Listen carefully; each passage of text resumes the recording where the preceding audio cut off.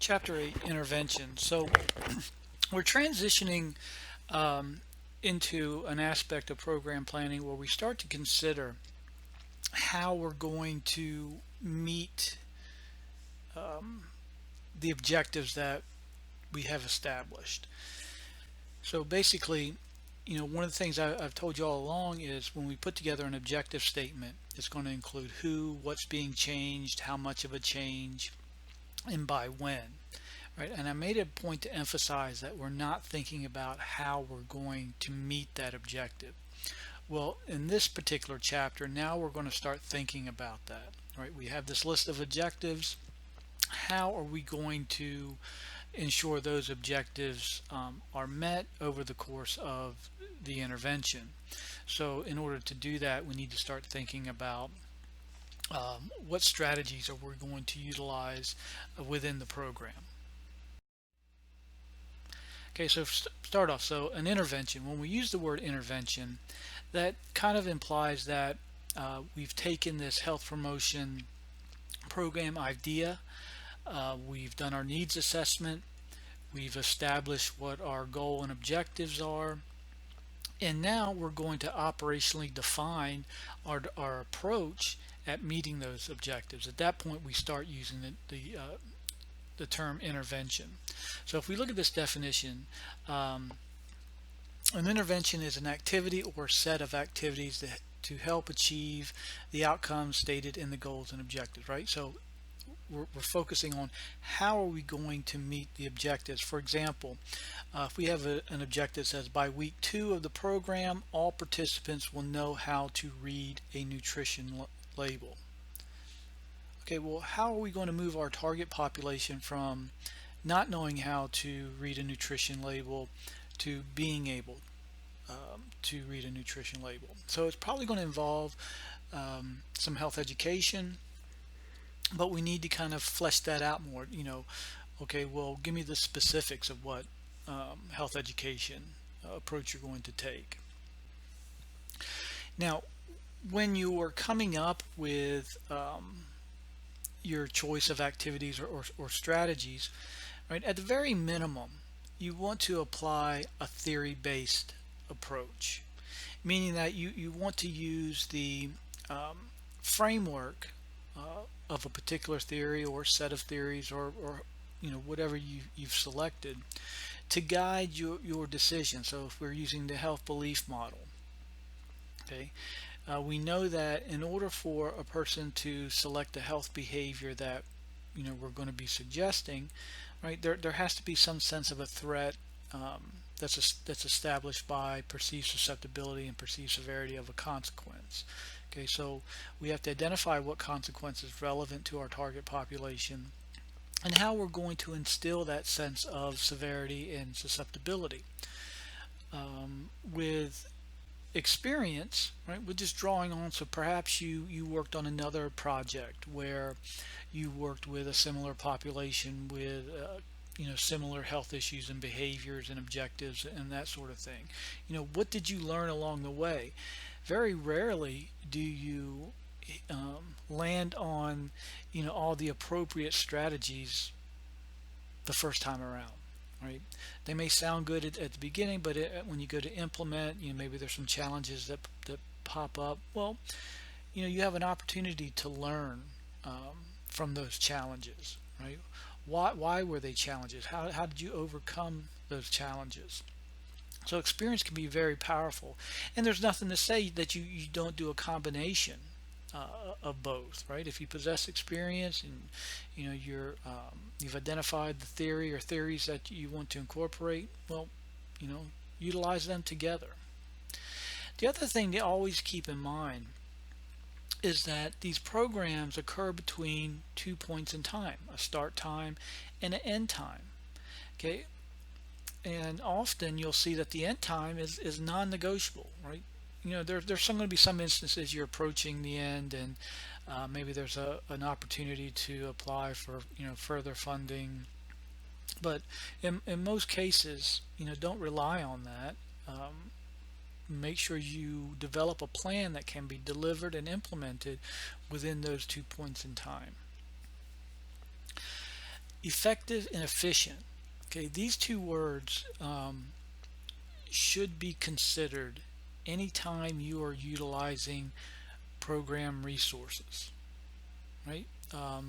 So you're going to use resources to complete each strategy. For each strategy, you need to think about, okay, is this an effective use of resources? Meaning that, am I going to get the most bang for my buck? Right? If I'm trying to increase knowledge using a particular strategy, right? Is this going to produce the most knowledge attainment? Right? That determines how effective it is. Efficiency. Well, since we're utilizing finite resources, is this an efficient use of those resources? Right? So maybe you utilize resources and you were able to increase knowledge far and beyond what other programs have done, or what other strategies could accomplish. But in the big picture, right, because it's probably going to consume more resources, are you going to have available resources to complete the rest of your plan? So again, effective, or let's use time as a resource. If you had a group of individuals and you wanted to increase their knowledge, if you worked one-on-one with those individuals, right, that's probably going to be more effective than if you delivered the education in a group setting. Okay. However, it's going to consume a lot of time to sit down with every individual in your group to carry out this strategy. And it may not be the most efficient use of that time resource.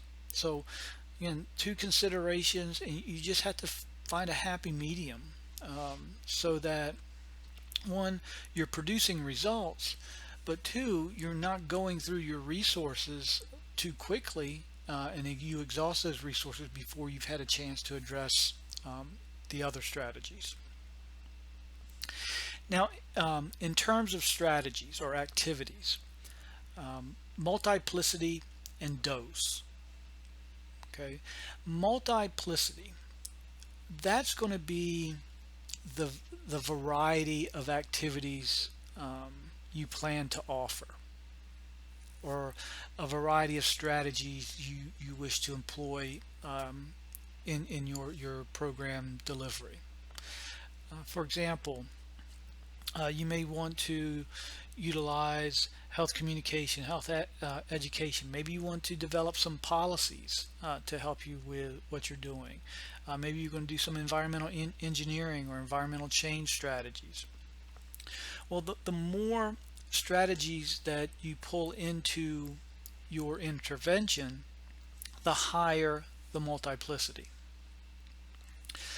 Dose is how much exposure the target population has with each of the strategies that you use. A difference in dose would be, okay, so say we're utilizing health education. How many education sessions does your target audience or target population need to participate in over the course of the program? On one hand, you may have, okay, well, I'm offering 5 different health education sessions, right? And I expect everyone to attend those. Or you could have, I'm offering 18 health education sessions that everyone needs to attend. 18, right, is going to be more exposure to the health education strategy, so it's going to have a higher dose. So you need to think about that in terms of when you're planning your schedule of when these strategies are going to be offered, and how much exposure each strategy is going to have on your target audience. Now, one kind of rule of thumb is that the more multiplicity and dose you have built into your program, the more effective your program is going to be. However, it's almost like it's a curvilinear relationship. You're going to reach a tipping point where you have so much variety, so much multiplicity, so much dose. You're asking your target population to participate and be exposed to so many elements of your program that they're going to be overwhelmed. The program becomes too complex to complete, and you're going to see attrition or fall off. So just be aware of that. Is that you want to incorporate multiplicity, but only as much as your target population can reasonably handle. Otherwise, it's going to impact you in a negative way in terms of outcomes. Okay, so I keep mentioning strategies, right? These are just the activities or the approaches that we're going to take in order to realize our goal and objectives.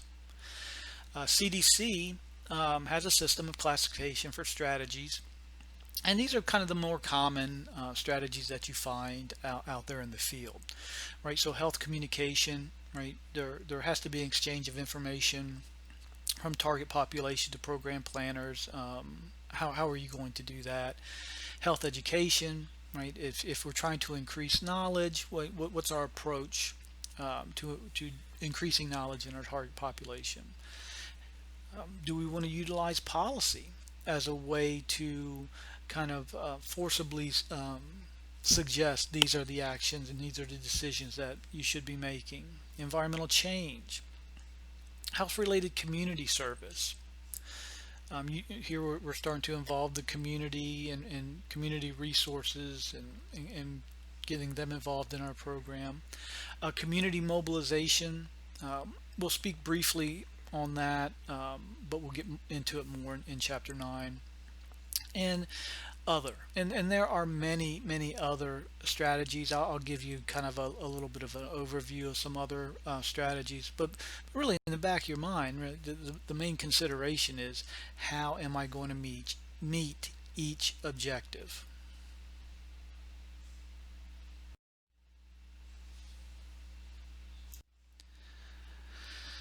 Okay, so with communication, I think we all understand that what's meant by communication, right? How do we exchange information from target audience back to planners and vice versa? However, some communication channels are more effective than others. It really depends on what you're comfortable with and how your target population normally receives information, their preferred methods. Um, the problem you could run into is if you select the wrong channel, or a channel that's not utilized by your target population.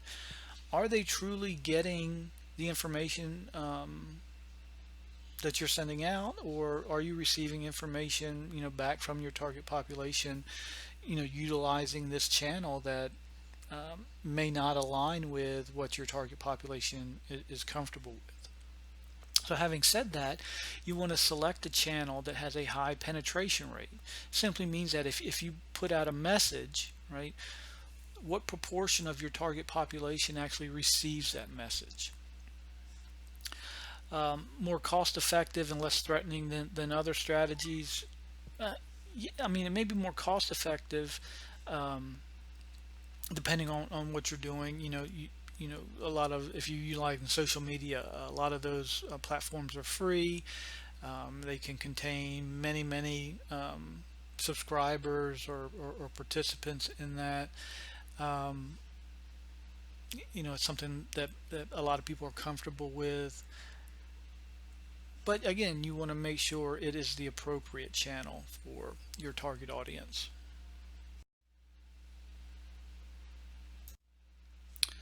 Okay, common ways to utilize health communication. So video and audio teleconferencing. Um, you know, Prior to COVID, I would say it depends, right? There was certain segments of the population that were comfortable using, video conferencing and that sort of thing. However, COVID really has forced a lot of us to adapt to new communication channels.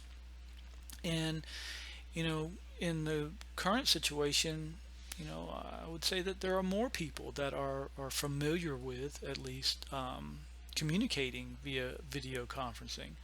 So again, that's something that you may want to consider, is the level of comfort your target population has with the channel or the tool that you're using to facilitate health communication. Telephones. I telephones is really population segment dependent. If we think about telephones and the landlines, the phones that actually plug into your wall, I haven't had a phone like that in it must be 20 years. I haven't had a landline, and I imagine there's a lot of people that kind of fall into that. So, you need to consider, if you're using a database that has landline phone numbers, a phone directory, and you're using that to reach your population segment, just realize that, you know if I were to think about who would have a landline, the general image is of is older individuals. So if I'm using a directory of landlines, well, that's who's most likely to pick up the phone with that particular approach. That may not be a problem if that's, I'm interested in reaching that segment. But if I'm interested in reaching a younger adult segment, that might not be the best approach. In addition, utilizing telephones as a communication strategy, right? You have individual initiated. This simply means that members from the target population have a number to call in whenever they need assistance, or whatever the resource on the other end of the line is able to provide. Or outreach, right, where the program administrators call the individuals to deliver messages. And you got to think about that, and use your own behaviors to kind of, when you think about this, right? How many times have you, initiated a call, or when do you initiate a call? Is when you feel that there's a need and there's a solution on the other end of the line. And then think about how many times you answer calls that come in. Okay, it's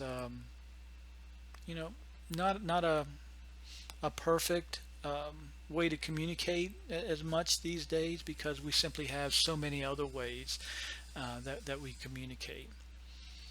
Okay, mass media. That can be very efficient use of resources, because a one-time message gets distributed out to a very large population. However, you need to consider what particular mass media channel that you're using. Are you using television public service announcements, radio public service announcements, posting something on the internet, a web page, sending things out through social media? Well, you need to think about who's the primary audience that uses that particular channel. If you were to post something in a newspaper, right? Well, what's your potential audience going to be, right? If you're posting something on utilizing, I don't know, in Instagram, again, who's potentially going to receive that message, and is there a high proportion of your target population in that particular audience? So again, effectiveness and efficiency is things you need to consider. In person, right? Delivering a message in person, that's going to be very effective. However, when we consider efficiency, that may not be reasonable, because it is going to consume a lot of time to reach every single individual on a one-on-one basis.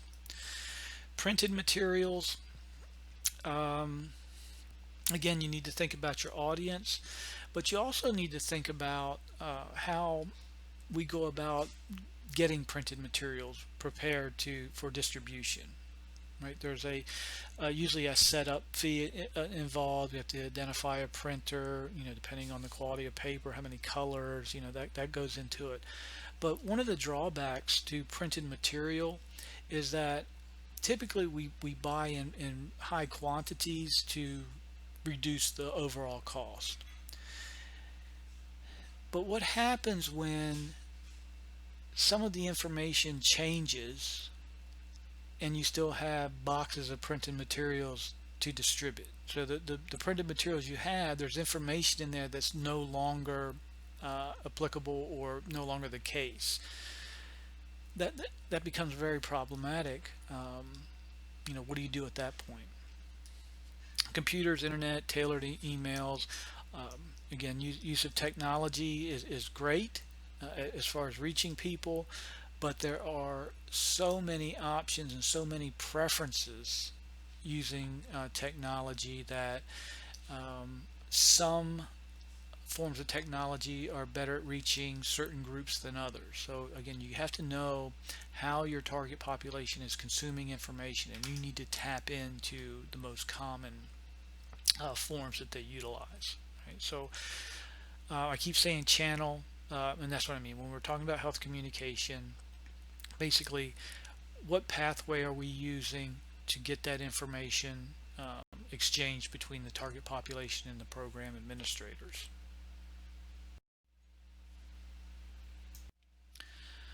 Okay, so here's the multi-directional communication model by, I believe, Thackeray. But traditionally, it was the vertical delivery, right? So you have your consumer in the middle, that's going to be your target population. And traditionally, when we think about health communication, we think of a one-way pathway, and that's from program administrators down to the target population. However, that's not always the case in terms of where does our target population receive their information. Okay, if it was just simply top down, right, from us to them, then we have much more control over what that information is.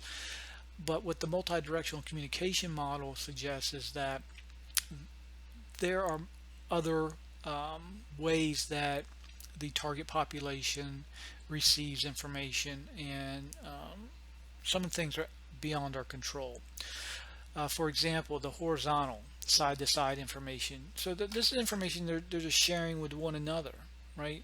In your own situation, sometimes your friend, you may ask your friend for advice, and they give you their thoughts, or maybe they kind of give you some information that may or may not be all that credible, but we think it is. So that's information that we're processing.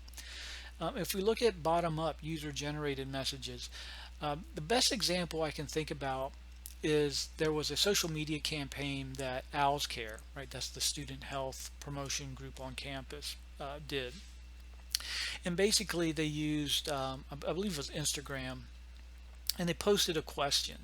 In addition to kind of their health education messaging about how to maintain healthy lifestyles on campus, they had people post or take pictures and post those pictures of basically their reflection on what do you do to manage stress, right? And people would post their pictures of them meditating, working out, whatever they did to manage stress, and then they shared that on their Instagram page. They shared it on the FAU webpage. So the idea was that you come on looking for stress coping ideas, and you get to this page and you kind of see what others are doing, right? Maybe that's a way to kind of inform the target population about how to manage stress.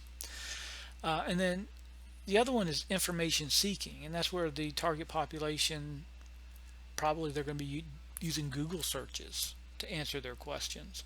So just be aware that when you're putting out this message, this information to your target population in hopes that they're going to utilize it in some aspect of the program, but just be aware that there's other sources of information that they're processing, they're being exposed to. Can you tap into some of those? But just be aware of that.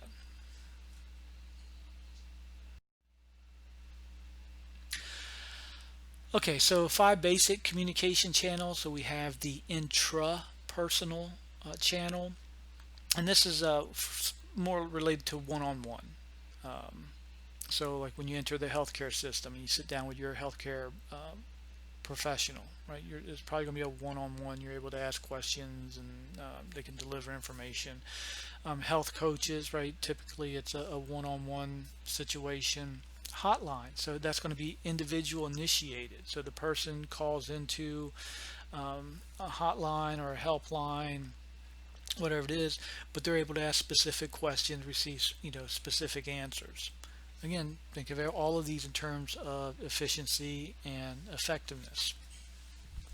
Interpersonal, okay, so here's a nod to efficiency where we're delivering aspects of the program in small classes or to the target population groups themselves. Again, imagine when you're sitting in the classroom, what you learn that day is very highly dependent on your level of engagement in that particular moment. And there can be some waxing and waning of engagement throughout the course of the session. Those are things that you could address if we were one-on-one, right? If you see someone kind of drifting off, right, you can, hey, what's going on? Is there a question here? You can delve into it a little bit further. But usually in the interpersonal type of setting, some slip through the cracks and are able to kind of take a little, mental break during delivery of the lecture, and how much did that impact the ability to receive information. Organizational communications channels. So this would be your membership in an organization, right? Maybe the organization has worked out how they disseminate information to members of that particular group, right? The examples they gave: church bulletins, company or agency newsletters. Think about the emails you receive from the provost at FAU, right? They're using the organizational email as a communication channel. Mass media, we kind of talked about that. That's very efficient use of resources. How effective is it? Well, it really depends on how many of the target population you can reach with the particular mass media that you've selected. Same thing with social media, right? Again, you have to be utilizing the social media platform that the majority of your target population utilizes. But with social media,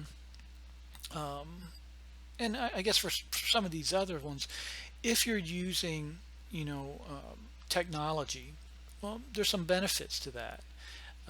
One, you really have control over who receives the information. Information can be updated in real time.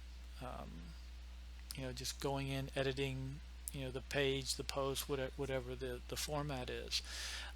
Typically low costs. Okay, so it's very efficient use of resources, and can be very effective. There's certain segments of the population are very in tune with their social media platform, and people may access that social media platforms multiple times a day. They maybe get notifications, alerts, and they feel compelled to go and view it at that time. So again, understanding your target population is going to help you select the most appropriate communication channel. Okay, I've mentioned this in the past, and when we were talking about motivation and the use of rewards. Okay, so when we use rewards, we've kind of identified a situation where we feel that the individuals in the group are lacking sufficient motivation to initiate the behavior change or to to maintain the behavior change. So, we start to think about utilizing rewards and punishments to supplement the motivation. But the problem is, what often happens is that the reward or punishment becomes the sole source of motivation. So when you take those things away, you also take away the motivation, and the behavior change stops. So what motivational interviewing is all about is sitting down with the individuals and really learning and helping them learn what motivates them. And that's going to be most beneficial. It's going to be more beneficial than relying on rewards and punishments as the source of motivation. So it's a process. So basically, four principles that you want to keep in mind if you're going to utilize motivational interviewing is: one, express empathy. We're trying to develop a rapport with the individual, and by acknowledging the challenges that the individual is struggling with in terms of the behavior change that we're suggesting, right? That's going to help to build a trusting relationship. It just lets everybody feel like, okay, look, everybody has the same goal, right? It is to find a way to improve your quality of life. But we've identified the pathway to improving quality of life through these behavior changes. So, what can I do to help you be more successful at that? So again, establishing the relationship as being a helpful relationship early on is good. Develop discrepancy. Here's where you tap into a person's values. Basically, if they value good health, if they value the things that they can do with good health, enjoy life more, maybe go on more vacations, play with grandkids, or whatever it is. Developing discrepancy is where you kind of sit down with that person's situation and say, hey, look, here's all the things that you want to do. You recognize that they're going to improve your quality of life. However, we don't really see you taking enough action in the form of behavior change to meet those outcomes, right? Basically, let them, call them out, saying, hey, you're saying this is what you want, but you're not actually working towards that. Okay, roll with resistance. Behavior change is difficult. If when you ask people why they're not engaging in behaviors they know they should be engaging with, right? What are you going to get? You're going to get a bunch of excuses. Right? It's basically their rationale for why they're not taking action. Expect that. Listen to them, right? These challenges are very real to the person. But what we can do is kind of help them deal with each of these challenges or these issues. So if someone gives you an excuse, why aren't you eating healthy? Well, I don't have time to prepare meals. Well, now we have some things to work with. Okay, well, if we know what the challenges and barriers are, well, maybe we can help them come up with a solution that helps them overcome those challenges and barriers. And then finally, support self-efficacy, right? The person has to believe that they're capable of making this behavior change, right? There's a lot of self-defeating attitudes out there, a lot of self-doubt that's out there, right? That can be a tremendous barrier to overcome. Remember, with this motivational interviewing, what we're trying to learn from motivational interviewing is what can we do to put the person in the best position, right, to continue with a behavior change.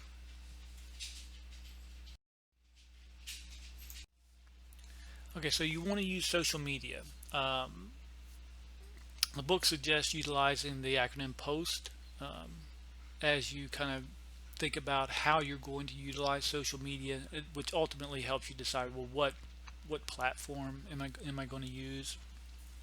So the P in POST stands for people, Right. Basically, you want to understand your target population and how they consume information delivered via social media.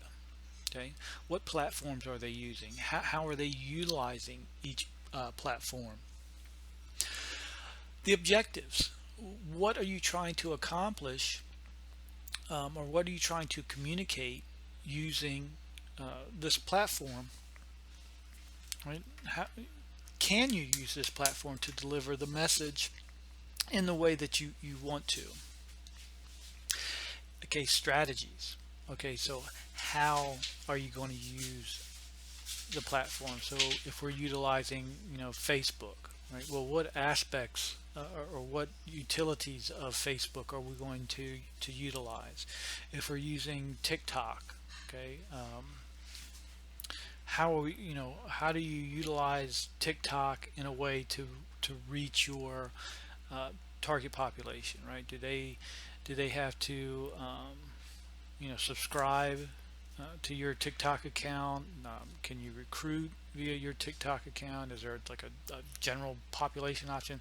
I'm saying these things because I've never used TikTok. I have no idea if any of this applies to TikTok, but um, yeah, insert your own social media platform that you're comfortable with. And then technology. Okay, what technology are you going to use? What technology do you have access to?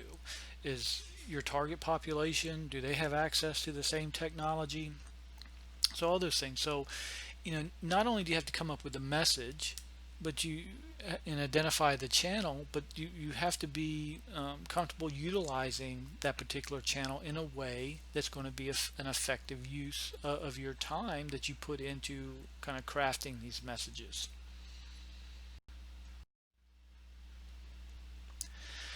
All right, so if we're communicating information, two things that we absolutely have to consider, right? Just as a basis, the target population has to be able to understand and process the information in order for that information to be effective. So what are some things we need to consider? Well, first one is health, then they're both related, but health literacy, right? Can you convey information in a way that can be consumed and understood by your particular target population? You cannot assume that everyone is able to understand the terminology, the way that you're wording the messages. Are you using a lot of scientific jargon? You may need to kind of dial it down again to meet the appropriate levels of the group that you're working with. If you're delivering an intervention to a group of adults, you may not be able to use the same messaging that you use with those adults if you switch gears and you start working with a group of children. And even with a group of adults, there's a lot of stratification in that group in terms of reading levels, comprehension levels, what they're familiar with, and that sort of thing. Health numeracy kind of takes that concept a little bit further and applies it to data. You know, do people really fully understand what your interpretation of the data is telling them? Right. So if we think about how COVID and the numbers are coming out, right, we were constantly given numbers on new cases for the day, number of deaths for the day, and those total numbers, right, they tell us one aspect of what's going on, basically how many people tested positive. But even then, right, there's differences in the types of tests that are being utilized. You have PCR, you have antibody tests. Do people understand that you have to know which test was administered that generated the positive case, right? If it's a PCR, right, that means that the person has an active case. of COVID. If we're relying on antibodies, then that tells us that at some point the person had an active case, and that they may no longer be active, but they still possess antibodies. Understanding that there are false negatives and false positives associated with each. Um, if we're receiving state level data, right? Are they including residents and non-residents? Right? Someone here is on vacations, feeling ill, gets a test, then decides to drive back to Georgia or whatever. Well, okay, well they were tested down here. They get included in the daily reported number, but they're not really around to expose people, right? So you may say, okay, well that makes sense. Well, let's exclude non-residents. Well, state of Florida did that back in August, right? They used to combine resident and non-resident in their daily reports, but in middle of August they stopped doing that.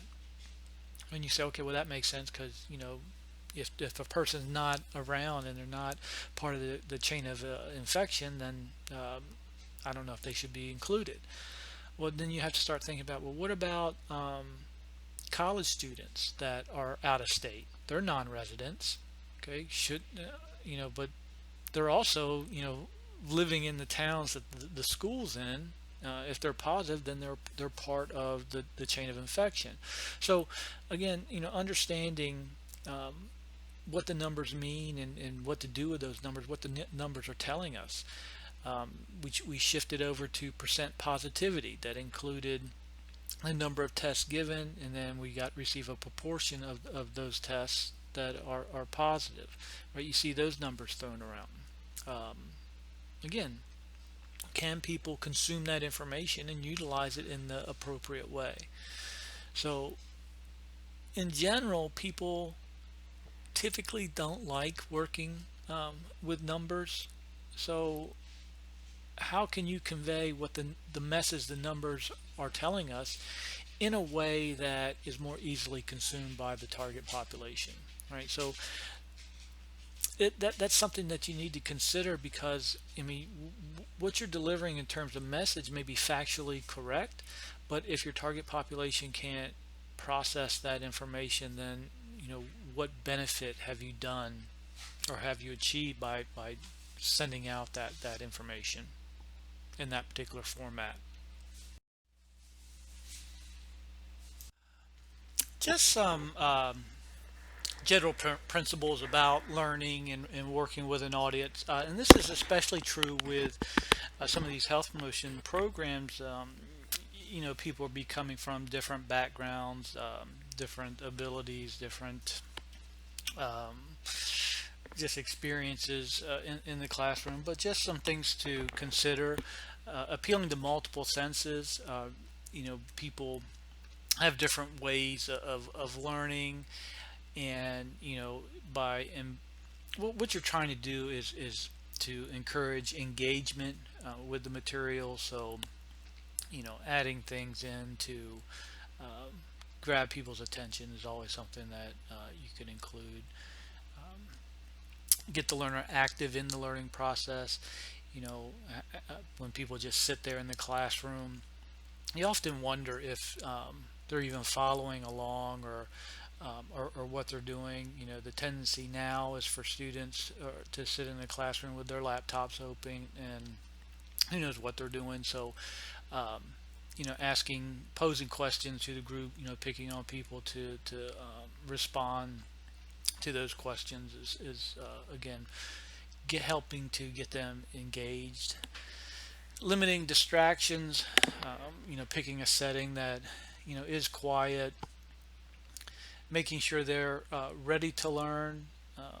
They come prepared, know what the purpose of the education session is, and we're trying to maximize the efficiency of everybody's time. Subjects relevant to the participants. Usually not a problem with health promotion classes, because you've gone through and you've selected your curriculum and lessons and that sort of thing.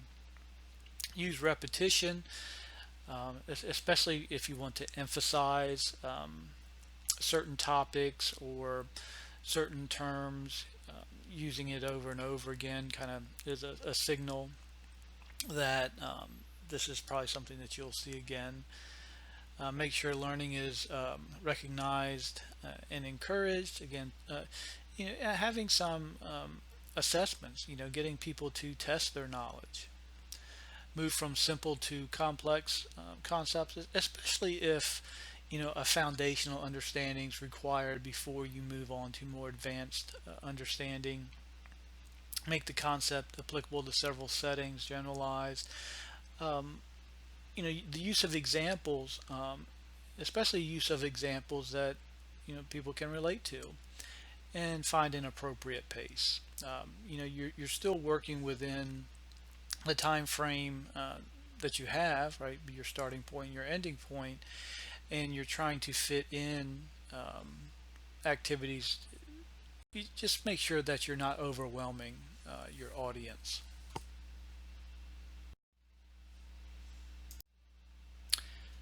And then as we go through these strategies, they're being presented separately, but it doesn't mean that they're always mutually exclusive, especially in terms of health education. You're going to have some type of channel to relay the information contained in the learning session.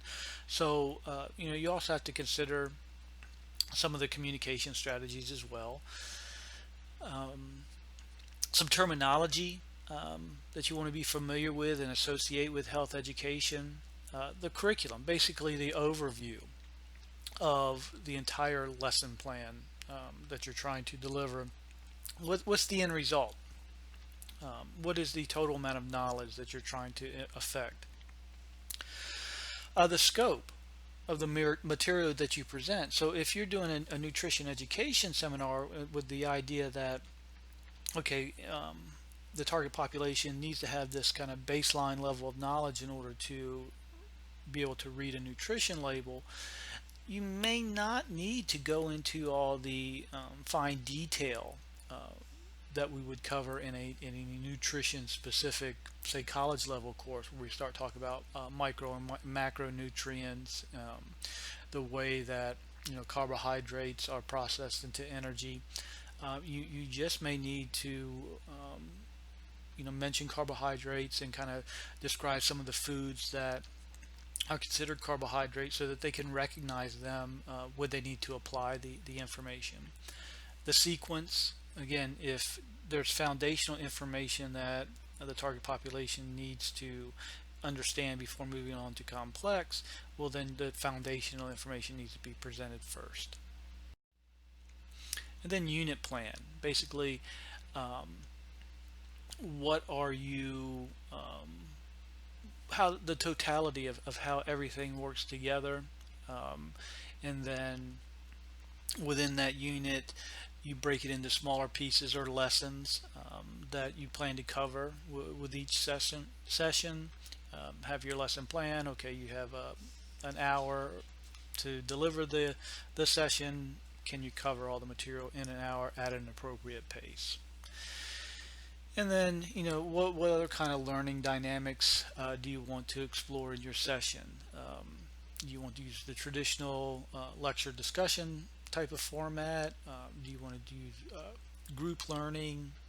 That sort of thing. Again, it has to be something that you're comfortable with and that your target population is comfortable with.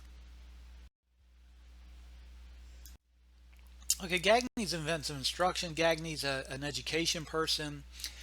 Kinsey's a health educator, health promotion person. So basically, Gagne outlines things that need to occur in order for effective education to happen.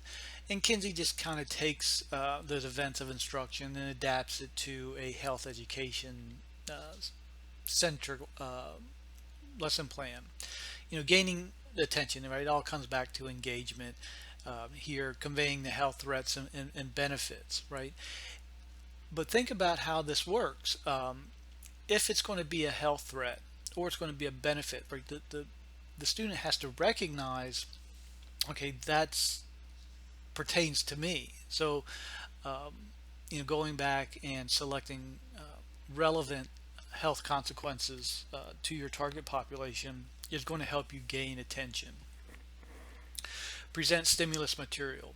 Okay. Tailor message to audience knowledge and values, demonstrate observable effectiveness, make behaviors easy to understand and do.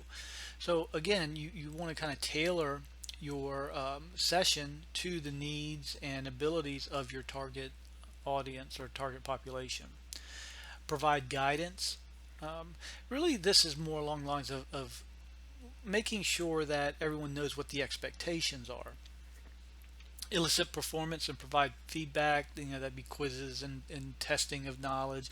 One, it shows you, was there a transfer of knowledge, and two, it kind of serves as a sounding board for the target population to actually test what they think they know. Enhance retention and transfer. Again, you don't want them to be present during the session, be exposed to the material, and then forget the material, as the class ends or the following week. So you want to kind of incorporate what they're learning into other aspects of the program, which generally happens. Otherwise, you wouldn't have selected that particular curriculum if it didn't align with kind of what your program objectives are. Just a way of organizing your content in a way that so you know what you're going to be covering, when you're going to be covering it. It just helps ensure that you're using your time effectively. Health policy and enforcement strategy. So COVID is a really good example of how this can be effective and how it can also be problematic. So think about masks and mask mandates. And think about the approach that the U.S. took with regard to masks. Would it have been more beneficial, more effective if encouragement to wear a mask was emphasized more early on as opposed to relying on mandates to kind of force people into that particular mask wearing behavior? And while initially mask mandates I think were effective, you started to see a division where people started to kind of take a stance against governments mandating their activities, and it became less about whether or not the masks are effective at lowering or decreasing the probability of transmission, and it came more about protecting a person's sense of personal freedom, and that's something that can arise because you actually you're by mandating something, you're taking away someone's choice to do something. You're basically telling them what the choice is. I have mixed feelings on mandates in some cases, but I can also see the utility of having policies kind of again specifying the expectations when you're in particular settings, things like the tobacco-free policy on campus.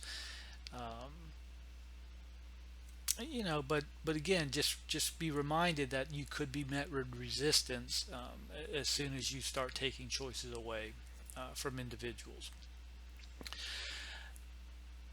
Keep in mind the policies are based on the common good. We call this beneficence, and basically what beneficence represents is that the majority of the affected population will see the benefit from the action, even though there may be smaller segments of that same population that aren't exactly on board or become disgruntled with the policy. Okay, 6 phases of policymaking. If this is the route you want to go, here's kind of the way that you go about that. So setting an agenda. again, this really means that you're kind of looking at the total effect of the policy and how it's going to be implemented. It's kind of an outline, right? So we're considering doing a policy. We put down basically why we feel this policy is needed, and everybody that's affected, everybody that has to be involved with the policy, and we set that. Policy formulation, right? You have to sit down and think about how are we going to implement, what is the purpose of this policy, what are we trying to achieve. You want to kind of form committees and panels to from all different perspectives, from the population that's going to be impacted by the policy, from the segment that's going to be enforcing the policy. Everybody's got to kind of be on board with what it is we're doing. Policy implementation, a lot goes into that. Just having a policy in a directory, you have to go beyond that if you're going to implement it. You may need to do some education prior to policy rollout, just letting people know, hey, here's what's coming, here's how this policy impacts you, and then hopefully by the time the policy is rolled out, people are prepared and familiar and kind of know how to navigate the policy. Policy assessment, right after it's been implemented for a while. How's it doing? Is it effective? What's the feedback on the policy? Do we need to revise the policy? And we can do that in the sixth phase.